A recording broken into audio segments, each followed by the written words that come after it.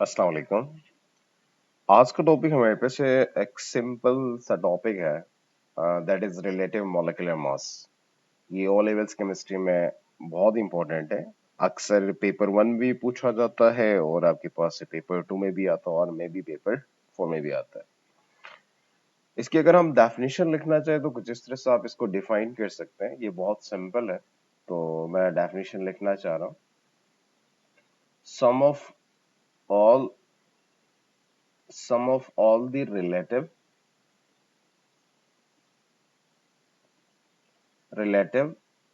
atomic sum of all the relative atomic masses of the atom या of the atoms in a molecule।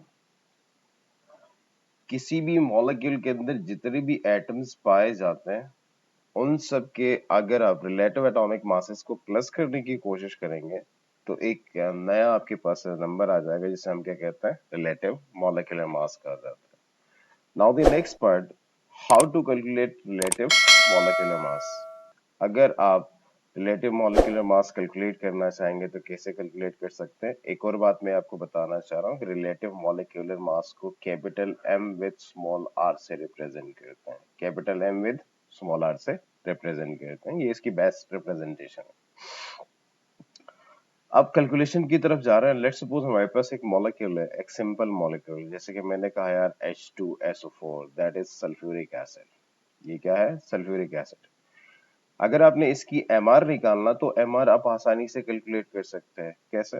तो ये जो compound आपको दिया है उसके सबसे पहला एलिमेंट जो है वो हाइड्रोजन है और हाइड्रोजन का रिलेटिव एटॉमिक मास क्या है? 1 है। तो हाइड्रोजन की जगह में आपने 1 लिखा और अगेन उसके बाद आप ये देखें कि हाइड्रोजन के नंबर ऑफ एटम्स कितने हैं? 2 है। तो इस 1 के साथ क्या करेंगे? मल्टीप्लाई बाई 2 करेंगे। अब हाइड्रोजन की कहानी खत्म हो चुकी है, तो अब नेक्स्ट एलिमेंट में जाना। तो नेक्स्ट एलिमेंट में जाने से पहले आपने यहाँ पे प्लस की साइन, आपने प्लस की साइन बना दिया। नेक्स्ट एलिमेंट कौन सा है? सल्फर है और सल्फर का रिलेटिव एटॉमिक मास क्या है? 32 है।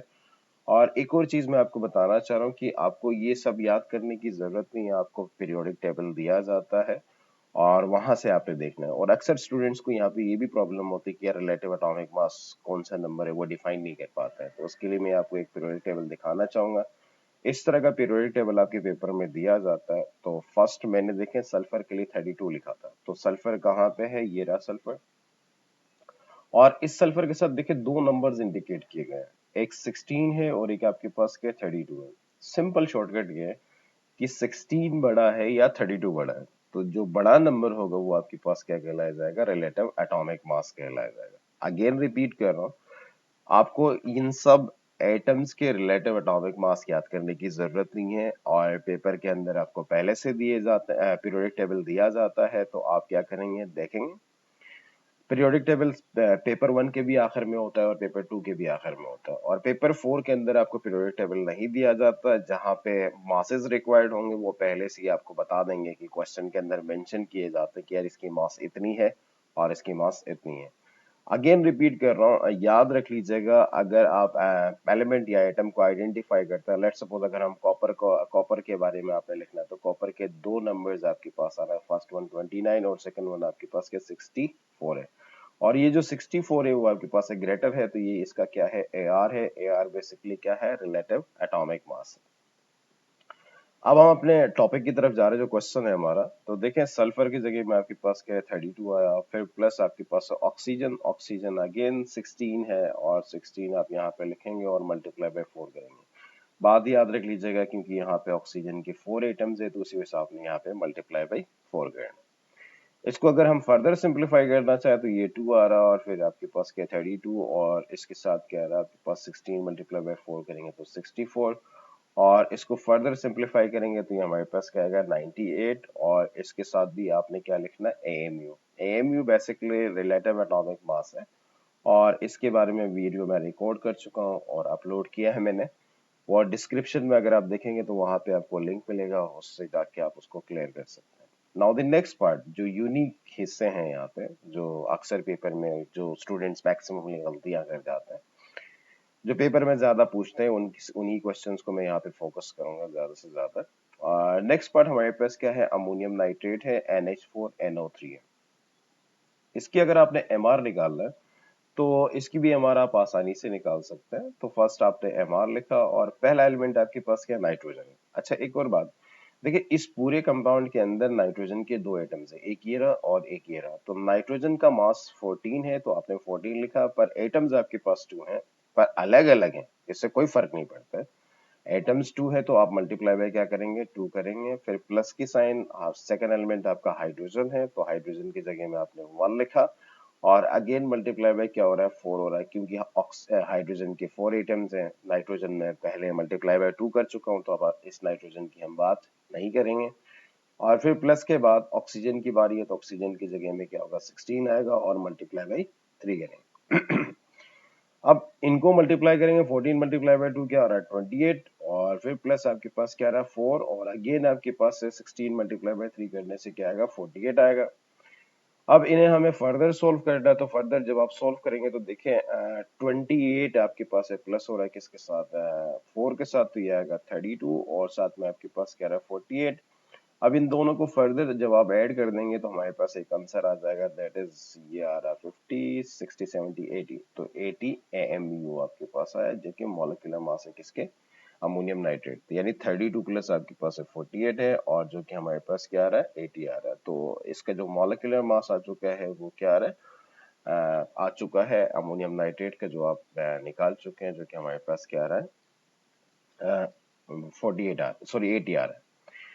अब एक पेपर में यानी पेपर 1 में आपके पास एक क्वेश्चन है, जो कि मैं ये पास पेपर का क्वेश्चन है, तो इसको देखें। अब एक बात करते हैं, और ये पास पेपर है, तो पास पेपर बेसिकली पेपर 1 है ये, और पेपर 1 में एक दफा इन्होंने पूछा था, मैंने आपके पास पेपर से लिया, what is the relative molecular mass of CuSO4, और साथ में आपके पास क्या .5H2O है, और इसको सॉल्व कैसे करेंगे, और ये थोड़ा सा टिपिकल पार्ट है पर ऐसा नहीं है।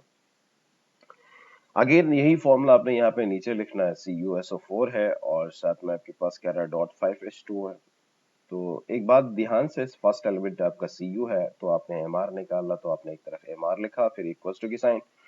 Cu कॉपर है जिसकी मास क्या है, 64 है, अभी मैंने थोड़ी देर पहले आपको पीरियोडिक टेबल से दिखा दिया था। फिर प्लस की साइन, नेक्स्ट आपके पास सल्फर आ रहा तो आपने 32 लिखा, और फिर प्लस की साइन, अगेन आपके पास क्या रहा, ऑक्सीजन आ रहा तो आपने 16 लिखा, फिर मल्टीप्लाई बाय 4 है।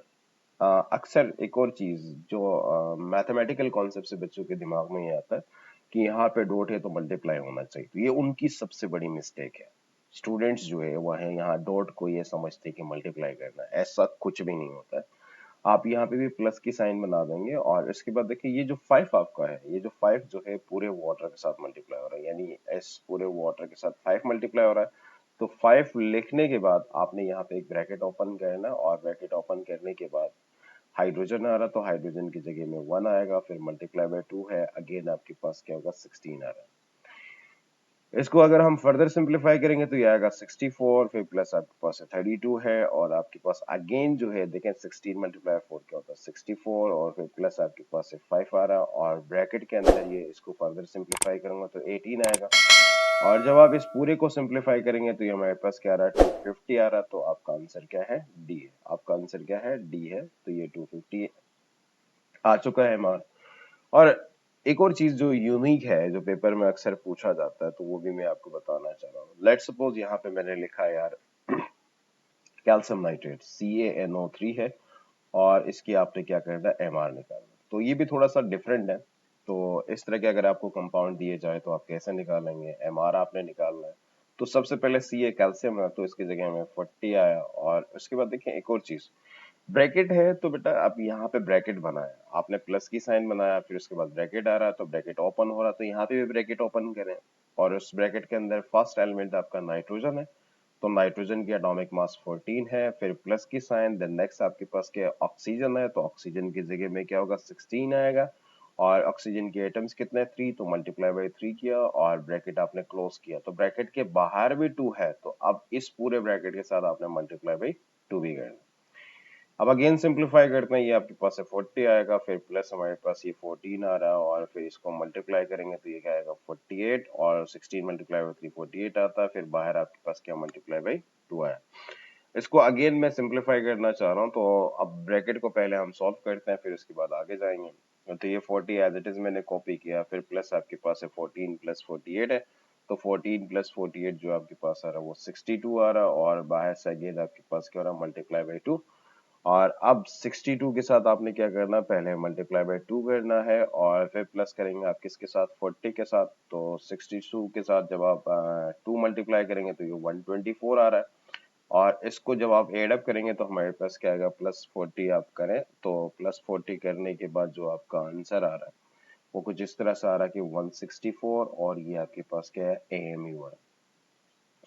जो यूनिक थे पेपर के अंदर जो पूछे जाते थे वो मैंने आपको बता दिया। हाँ, एक और पार्ट जो सबसे इम्पोर्टेंट है वो ये भी पूछा जा सकता है कि वो उससे रिलेटेड भी मैं आपको एक क्वेश्चन बताता हूँ। लेट्स सपोज हमारे पास एक ऐसा क्वेश्चन हो सकता है कि यार जैसे मैंने यहाँ पे लिखा है CuSO4 और डॉट आपके पास क्या है XH2 है, और ये एक फॉर्मूला आपको दिया जाएगा और इसकी MR पहले से आपको डिफाइन करके बता दिया जाएगा। कहा जाएगा कि MR आपके पास से 250 है, अब हमें x की वैल्यू कैलकुलेट करके बता दें। ये सबसे यूनिक है जो अक्सर मैंने देखा है कि आपके पास पेपर्स के अंदर ये इस तरह का क्वेश्चन पूछा जाता है। तो इसमें सिंपल वही रूल आप अप्लाई करेंगे जैसे आप पहले MR निकालने के लिए करते थे।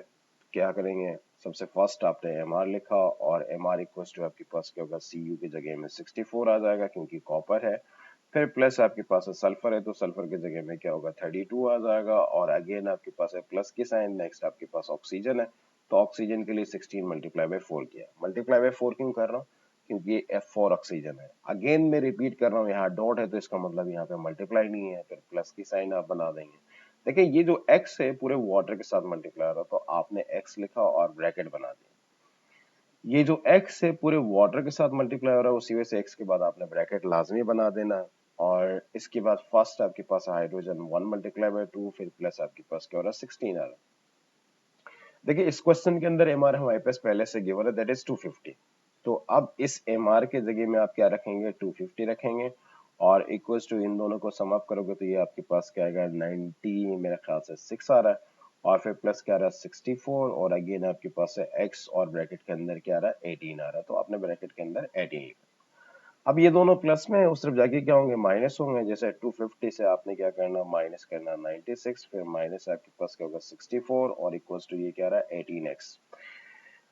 सबसे पहला काम आपने यहाँ पे क्या करना है, आपने 250 से जो है माइनस क्या करना है, 250 से आप माइनस करोगे क्या 96 भी माइनस करना है, और साथ में 64 भी आपने माइनस करना है। जब आप माइनस करेंगे तो आपके पास क्या आंसर आएगा 90 आएगा, और ये क्या रहा है 18x, और आपसे x पूछा गया तो x इक्वल्स टू क्या होगा 90 डिवाइडेड बाई 18।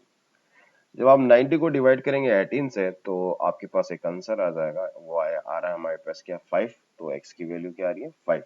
और याद रख लीजिएगा ये यूनिक पार्ट है, और ये अक्सर इस तरह के क्वेश्चन आपके पेपर में पूछे जाते हैं, तो इसकी भी प्रैक्टिस आपने सही तरीके से करना।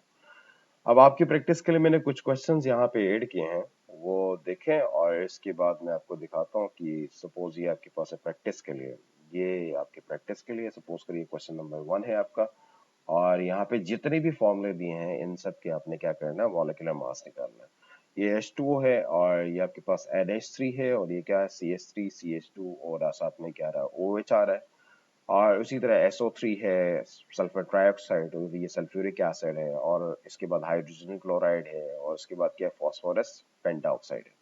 और ये आपके पास है क्वेश्चन नंबर 2 है, और इनकी भी प्रैक्टिस करना, ये प्रैक्टिस क्वेश्चंस है आपके, और सॉल्व करने के बाद आपने अगर मुझे चेक करवाना है तो आप कमेंट सेक्शन में मेंशन कर सकते हैं, मैं देख लूंगा, या आप मुझे ईमेल कर सकते हैं, मेरा ईमेल भी है।